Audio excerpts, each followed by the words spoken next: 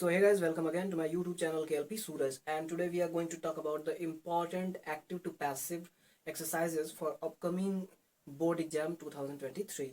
यानी कि आज जो हमारा इस वीडियो का टॉपिक होने वाला है वो 2023 में आने वाले जो बोर्ड का एग्जाम है उसमें आने वाले एक्टिव से पैसिव के कुछ इंपॉर्टेंट एक्सरसाइजेज जो हर साल देखे जाते हैं। आई मीन मैंने जो काका 10 ईयर्स हैं या जो अनसाल्व हैं उनको देखा, उनकी कई सारी एक्सरसाइजेज मैंने देखी और उसके बाद जो है कुछ ऐसे सेंटेंसेस मैंने देखे कि जो हर बार आ रहे हैं। तो आई थिंक कि या तो आप उन एक्सरसाइजेज को समझ लीजिए या उन एक्सरसाइजेज को बनाने वाले रूल्स को, दोनों चीज़ें जो है हम आज इस वीडियो लेक्चर में कवर करने वाले हैं। तो आज की वीडियो में स्टार्ट करते हैं, लेकिन उससे पहले अगर आप हमारे चैनल पर आए हो तो चैनल को सब्सक्राइब कर लीजिएगा। बाकी आप जानते हैं वीडियो पूरा देखिएगा, आपके लिए भी बेनिफिट होगा, मेरे लिए भी बेनिफिट होगा। तो इस वीडियो में सबसे पहली जो एक्सरसाइज है या जिसके विषय में हम बात करने वाले हैं वो है हु से। यानी कुछ सेंटेंस जो एक्सरसाइजेज में आते हैं हमेशा वो हु से स्टार्ट होते हैं। जैसे पहला कह रहा है कि हु पोस्ट्स दिस लेटर, ठीक है। तो हु से जब भी आपके लिए एग्जाम में कोई सेंटेंस आए और उसको आपको कहे कि इसका पैसिव वॉइस बनाइए, ठीक है। तो आप जानते हैं, अगर आपने ग्रामर पढ़ा होगा तो आपको नियम पता है कि अगर सेंटेंस में हु आए, अगर सेंटेंस में हु आए तो आपको सबसे पहले क्या करना होता है, आप हु को बाई हुम में चेंज करते हैं। किस में चेंज करते हैं? बाई हुम में, ठीक है। या किसी भी टेंस का अगर पैसिव वॉइस आपको बनाना हो, और अगर आपको किसी भी टेंस का पैसिव वॉइस बनाना हो और उस सेंटेंस की शुरुआत हु से हो, तो इन दिस कैटेगरी हमको करना क्या है कि हु को पहले ही चेंज कर देना है बाई हुम में, ठीक है। बाई हुम के बाद हमको इस टेंस के अनुसार, ये हमारा ऑब्जेक्टिव पार्ट है, तो इसके हिसाब से इस टेंस के अनुसार हमको एक क्रिया लगानी है, यानी कि इज, ठीक है, कि बाई हुम इज। उसके बाद आप इसको लिख सकते हैं दिस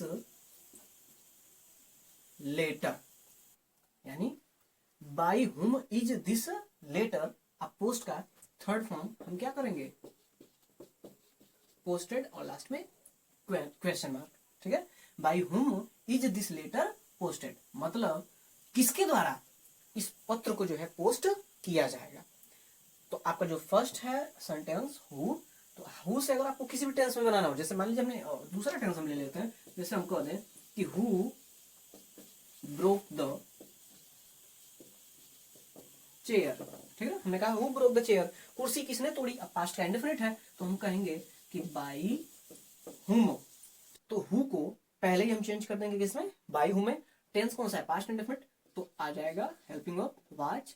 उसके बाद द चेयर, अब ब्रोक का थर्ड फॉर्म ब्रोकन और लास्ट में क्वेश्चन मार्क।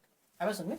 तो आपको अगर हु से किसी भी सेंटेंस में अगर आपको पैसिव बनाने को बोल रहा है, आपको सीधा सा नियम कि हु को पहले ही आपके इसमें चेंज कर दें बाई हुम में। उसके बाद उस सेंटेंस का जो ऑब्जेक्टिव पार्ट है उसके अकॉर्डिंग आप क्या करिए? हेल्पिंग वर्ब का यूज करिए। उसके बाद उस ऑब्जेक्ट को लिखिए, उसके बाद जो हमारी मेन वर्ब है उसका थर्ड फॉर्म कर दीजिए, ठीक है। सेकेंड जो सेंटेंस है वो है I know him very well.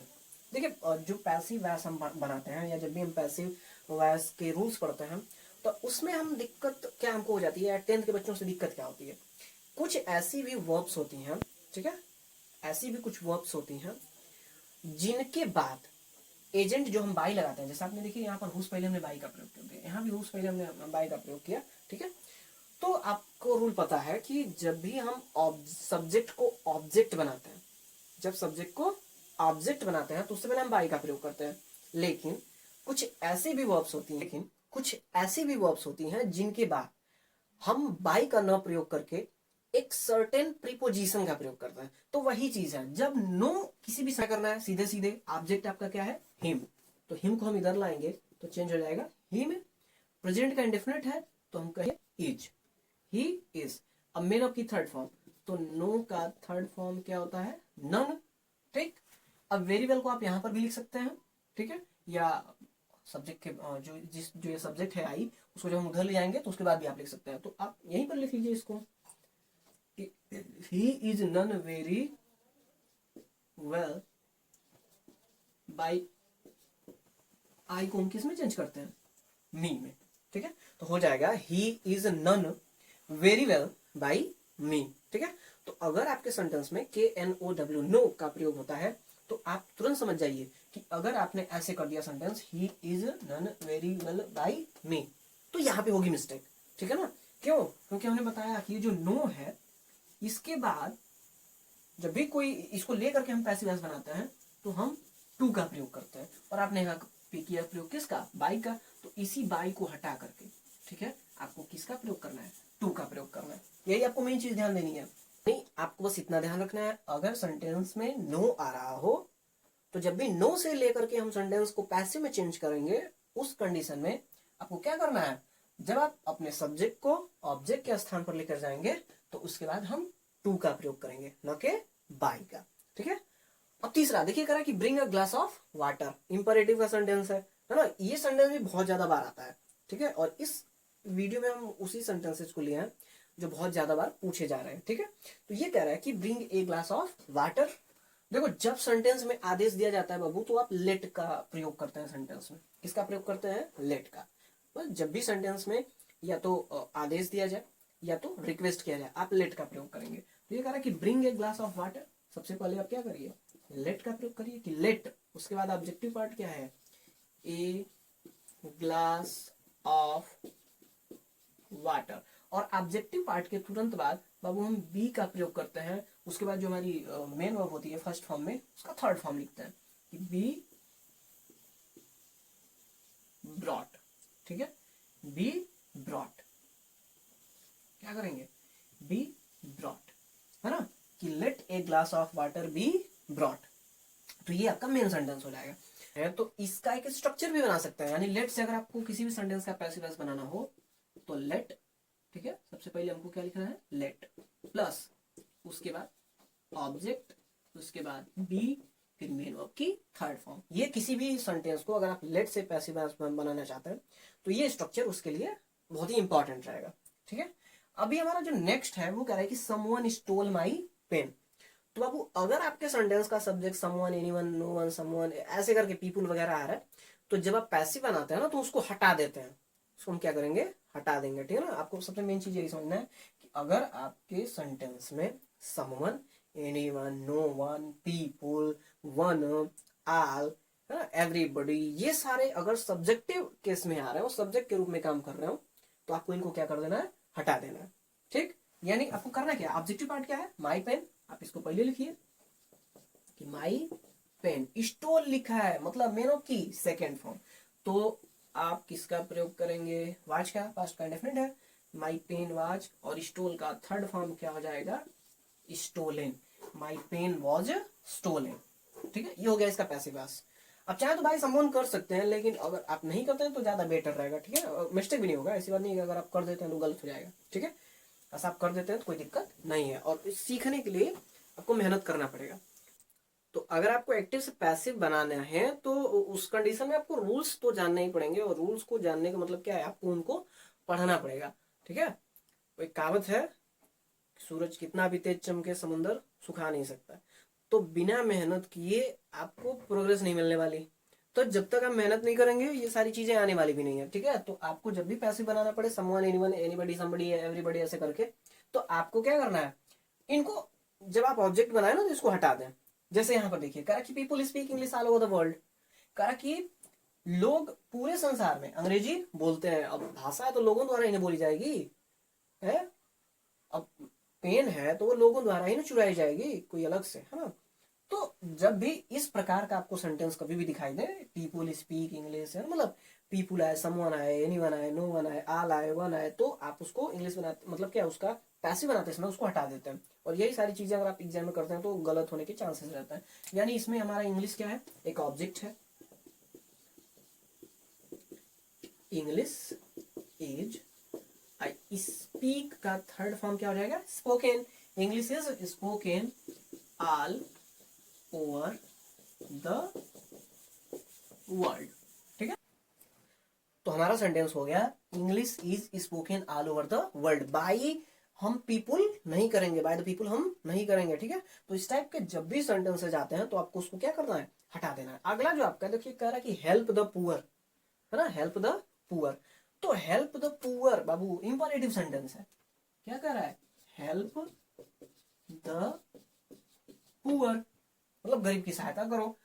अब क्या आप सुझाव दे सकते हैं ना, आप ये आदेश तो दे नहीं सकते हैं ना, तो आप रिक्वेस्ट कर सकते हैं, सुझाव देते हैं। तो जब आप सुझाव देते हैं ना, तो ऐसे कंडीशन में आप शुड वाले स्ट्रक्चर का यूज करते हैं। यानी सबसे पहले आपको क्या लिखना होता है, ऑब्जेक्ट लिखना होता है। ऑब्जेक्ट क्या है, द पुअर, तो हम लिखेंगे द पुअर।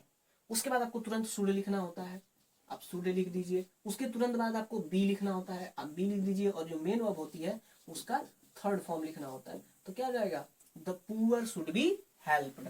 तो ये आपके कुछ इंपॉर्टेंट जो है एक्टिव से पैसिव वाली एक्सरसाइजेस थी, जो एग्जाम में कंफर्म आती हैं और आती रही हैं।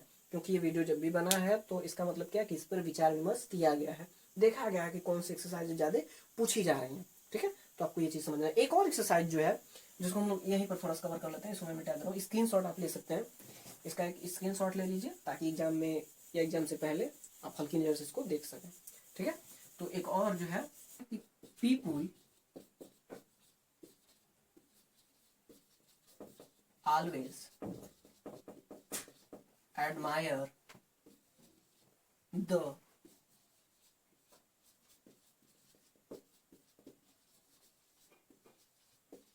Freedom fighters. ठीक है, कि people always admire the freedom fighters, मतलब लोग जो फ्रीडम फाइटर है, मतलब जो स्वतंत्रता सेनानी है, उनकी हमेशा एडमायर करते हैं, प्रशंसा करते हैं।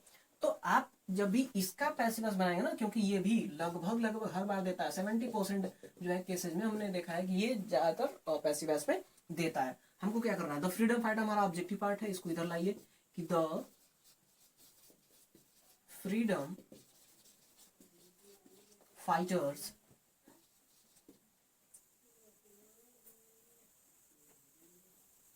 उसके बाद आर ऑलवेज, एडमायर का थर्ड फॉर्म क्या हो जाएगा, एडमायर्ड।